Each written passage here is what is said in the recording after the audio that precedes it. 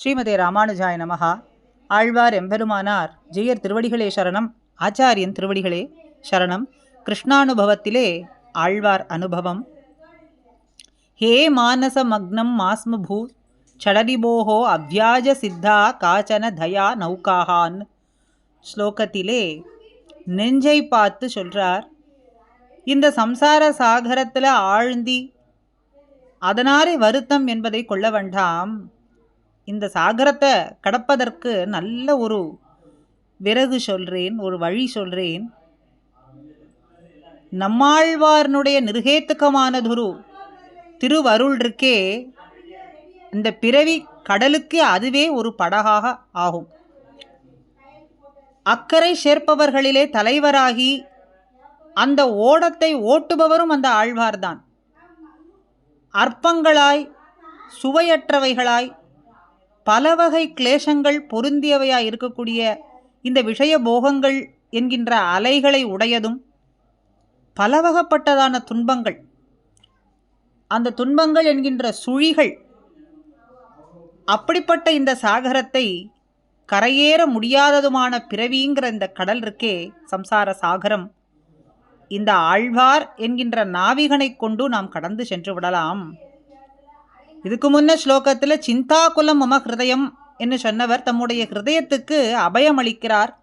இப்போ இருக்கக்கூடிய ஸ்லோகத்தில் பிறவி கடலுள் நின்று நான் துளங்க என்ற அந்த வரிகளுக்கு ஏற்ப நமக்கு உய்ய விறகு ஏது அப்படின்னு நினைத்து கவலைப்பட்டு வருந்தி கிளேசப்பட்டு கிடக்க வேண்டாம்.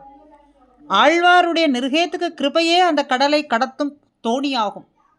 பிறவிக்கடலுள் நின்று நான் துளங்க ஆவாரார் துணை என்று அலைநீர் கடலுள் அழுந்தும் நாவாய்போல் என்று சொல்றதற்கு ஏற்ப ஆழ்வாருடைய நிர்ஹேத்துக்கு கிருபையே இந்த கடலை கடத்தக்கூடிய தோணியாகும். அந்த தோணியை நடத்துபவர் யாருன்னு கேட்டால் அவரும் ஆழ்வாரே தான். அவரையே பற்றி சம்சார சாகரத்தை எளிதிலே கடந்து பரமானந்தம் பெறுவாய் என்று தம்முடைய நெஞ்சுக்கு ஆஸ்வாசம் அருளுகின்றார். ஆழ்வாருடைய திருவடிகளை பற்றினவர்களுக்கு சம்சார சாகரம் முழந்தாள் அளவுதான் என்று தெரிவிக்கும்படியாக இந்த இடத்துல சொல்றாராக. ஏதே நோத்தர பல்குநீர சபரிக்ளிஷ்டோப போகோர் மிகம் அப்படின்னு இந்த 3வது பாதத்தில் உத்தர பல்குடி நட்சத்திரம் சுச்சிதமாக காட்டப்படுகின்றது. பல்கு நீரச பரிக்ளிஷ்டோப போகோர்மிகம் அப்படின்னு சொல்றது சம்சார சாகரத்தினுடைய தன்மையை இந்த இடத்துல குறிக்கின்றது. ஆக உத்தர பல்குடி நட்சத்திரத்தை இந்த ஸ்லோகத்திலே காட்டி அடுத்ததாக மணிவிளக்கு போன்ற ஸ்ரீ ஹஸ்த முத்திரையினாலே வேதங்கள் என்கின்ற மலை முழஞ்சுகளுக்குள்ளே திடமாக அழுந்தி கிடக்கின்ற, அசைக்க முடியுமான்னா பேர்க்கவும் முடியாத நிதியை சுச்சிப்பிக்கின்றவர், அந்த நிதியை கொடுக்கக்கூடியவர். திருவாய்மொழியினுடைய இசை பாடுவதாகிய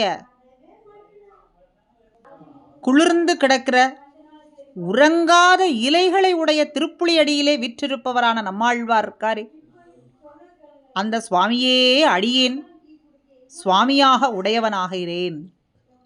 அப்போ இந்த ஸ்லோகத்திலே ஆழ்வாரே எனக்கு நாதர்னு சொல்கிறார். பராங்குஷேன நாதவான்னு சொல்கிறது பராங்குசராகிய நாதனை உடையேன் என்ன அர்த்தம்.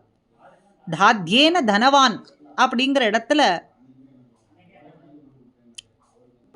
அபேத பொருளில் வரக்கூடிய திருத்தியை சொல்லி ஆழ்வார் எப்படிப்பட்டவர் அப்படின்னு காட்டுறார். அவருக்கு 2 விசேஷனம் இந்த இடத்துல சொல்றார். பூர்வார்த்தம் முழுவதும் ஒரு விசேஷனம். ஆழ்வாருடைய திருக்கைத்தில் முத்திரையானது ரத்ன தீபம் போன்று இருக்காம். ரத்ன தீபமாக இருக்கு. அது செய்வது என்னன்னு கேட்டால் வேதங்கள் என்கின்ற மலை முழஞ்சுகளிலே பதிந்து கிடக்கக்கூடிய நிதியான பரம்பொருளான எம்பெருமான காட்டுவதா இருக்கு. விளக்க கொண்டு கண்ணுக்கு எட்டாத வஸ்துவை நாம் காணலாம். ரத்ன தீபமான ஆழ்வார்னுடைய திருக்கைத்தல முத்திரையானது மலைகளுக்குள்ளே முழைஞ்சு கிடக்கக்கூடியதான பரம்பொருளையே நமக்கு காட்டுவதாக இருக்கு. திராவிட கோம பகதீத்யாதின்னு வரக்கூடிய சப்தத்தில் ஆழ்வார் அவதரித்த உடனேயே திருப்புலி ஆழ்வார் அடியிலே சென்றார். லோக்க யாத்திரை ஒன்றுமே அறியாமல் அங்கேயே வீடு பெருமளவும் வீற்றிருந்தார். அதனால திவ்ய திந்திரினி சமீபகேனன்னு சொல்றதுனால அந்த திருப்புலி ஆழ்வார் எப்படிப்பட்டவர், ஆழ்வார் எப்படிப்பட்டவர், ஆழ்வாருடைய விசேஷனம் திருக்கைத்தல முத்திரையானது எப்படி இருக்கு, ரத்ன தீபம் போலே இருக்குன்னு சொன்னார். அவர் வீற்றிருக்கக்கூடிய திருப்புலி ஆழ்வார் எப்படி இருக்கார், எப்படிப்பட்டவர்னு சொன்னா உறங்காப்புலி. உறங்காப்புலி என்றொரு பிரசித்தி உண்டே, ஒரு பொழுதுமே இலை மூடுவதே இல்லை. அதனாலே வீத நித்ரபத்ரா அப்படின்னு விசேஷணமிட்டு இந்த இடத்துல சொல்றார். இன்னமும் தண்ணீர் பாய்ச்சி பாய்ச்சி குளிர்ச்சி உண்டாக்க வேண்டுமானா வேண்டாம். தீர்த்தங்கள் 1000ன்னு சொல்றபடிக்கு திருவாய்மொழியாகிற தீர்த்தம் பாய்ந்து பாய்ந்து பாய்ந்து அப்படி குளிர்ச்சி பெற்றிருக்கிறதாம் இந்த திருப்புலியாழ்வார். ஆக இந்த பெருமை வாய்ந்த திருப்புலியாழ்வார் அடியிலே வீற்றிருக்கும் ஆழ்வாரே அடியேருக்கு நாதன் என்ன சொல்றார். இந்த ஸ்லோகத்தில் முதல் பாதத்திலேயே ஹஸ்த நட்சத்திரத்தை சுச்சிப்பித்து காட்டுகின்றார். ரத்ன தீபிகாயாமான ஹஸ்தமுத்ரிகாக்ருதத்ர இகிரீந்திர அப்படின்னு சொல்றதுனால இந்த இடத்துல ரத்ன தீபிகாயமான ஹஸ்தமுத்ரிகா கிருதத்ரயி கிரீந்திர கந்தர அந்தர என்று சொல்லும்படியாக இப்படி மணிவிளக்கு போன்ற ஹஸ்த முத்ரையினாலே வேதங்கள் என்கின்ற மலை முழஞ்சுக்குள்ளே உறங்கி கிடக்கக்கூடியதான மறைந்து கிடக்கக்கூடியதான எம்பெருமானை காட்டுவதாக இருக்கக்கூடிய ஆழ்வாருடைய விசேஷனம்.